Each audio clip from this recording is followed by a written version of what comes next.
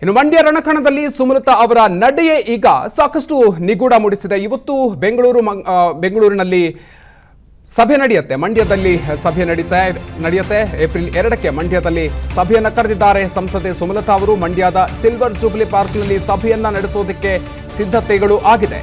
ಬೆಂಗಳೂರಿನಲ್ಲಿ ಇವತ್ತು ಬೆಂಬಲಿಗರ ಸಭೆಯನ್ನ ನಡೆಸಲಿದ್ದಾರೆ ಸಂಸದೆ.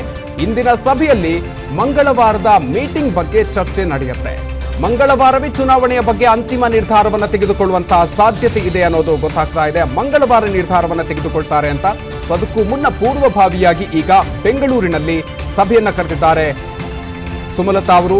ಇವತ್ತು ಬೆಂಗಳೂರಿನಲ್ಲಿ ಸಭೆ ನಡೆಯುತ್ತೆ. ಮಂಗಳವಾರ ಮಂಡ್ಯದಲ್ಲಿ ಸಭೆ ನಡೆಯುತ್ತೆ. ಮಂಗಳವಾರ ಅಂದ್ರೆ ಏಪ್ರಿಲ್ 2ಕ್ಕೆ ಮಂಡ್ಯದಲ್ಲಿ ಸಭೆಯನ್ನ ಕರೆದಿದ್ದಾರೆ ಸುಮಲತಾ ಅವರು. ಮಂಡ್ಯದ ಸಿಲ್ವರ್ ಜೂಬ್ಲಿ ಪಾರ್ಕ್ನಲ್ಲಿ ಈ ಸಭೆಯನ್ನ ನಡೆಸೋದಕ್ಕೆ ಸಿದ್ಧತೆಗಳಾಗಿದೆ. ಬೆಂಬಲಿಗರ ಸಭೆಯನ್ನ ನಡೆಸಲಿದ್ದಾರೆ. ಸೊ ಇವತ್ತಿನ ಸಭೆಯಲ್ಲಿ ಮಂಗಳವಾರ ನಡೆಯುವಂತಹ ಮೀಟಿಂಗ್ನ ವಿಚಾರವಾಗಿ ಚರ್ಚೆ ನಡೆಯುತ್ತೆ. ಅಂದ್ರೆ ಮಂಗಳವಾರವೇ ಚುನಾವಣೆಯ ವಿಚಾರವಾಗಿ ಅಂತಿಮ ನಿರ್ಧಾರವನ್ನು ತೆಗೆದುಕೊಳ್ಳುವಂತ ಸಾಧ್ಯತೆ ಇದೆ ಅನ್ನೋದು ಗೊತ್ತಾಗ್ತಾ ಇದೆ. ಸೊ ಇವತ್ತು ನಡೆಯುವಂತಹ ಮೀಟಿಂಗ್ನಲ್ಲಿ ಏನೇನು ಚರ್ಚೆ ಆಗುತ್ತೆ ಅನ್ನೋದು ಕೂಡ ಸಾಕಷ್ಟು ಕುತೂಹಲ ಇದೆ.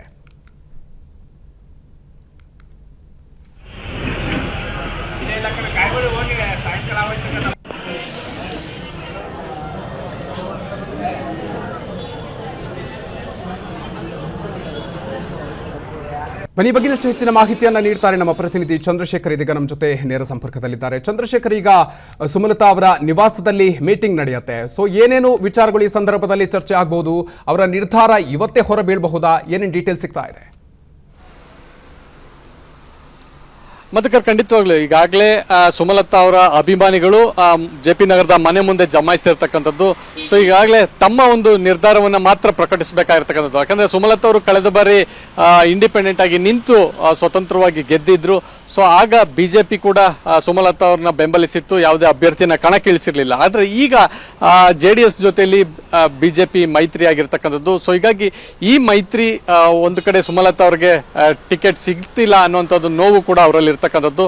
ಸೊ ಆದ್ರೆ ಈಗಾಗಲೇ ನಿನ್ನೆಯಷ್ಟೇ BJP ರಾಜ್ಯಾಧ್ಯಕ್ಷ ವಿಜೇಂದ್ರ ನಿನ್ನೆ ಸುಮಲತಾ ಅವ್ರನ್ನ ಭೇಟಿಯಾಗಿ 1 ಗಂಟೆಗೂ ಹೆಚ್ಚು ಕಾಲ ಚರ್ಚೆಯನ್ನ ಮಾಡಿದ್ರು.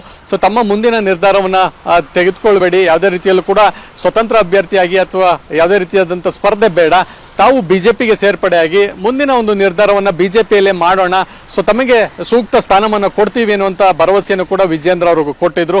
ಸೊ ಇದೆಲ್ಲದರ ನಡುವೆ ಇವತ್ತು ಸುಮಲತಾ ಅವರು ಸಭೆಯನ್ನ ಕರೀತಾ ಇರ್ತಕ್ಕಂಥದ್ದು.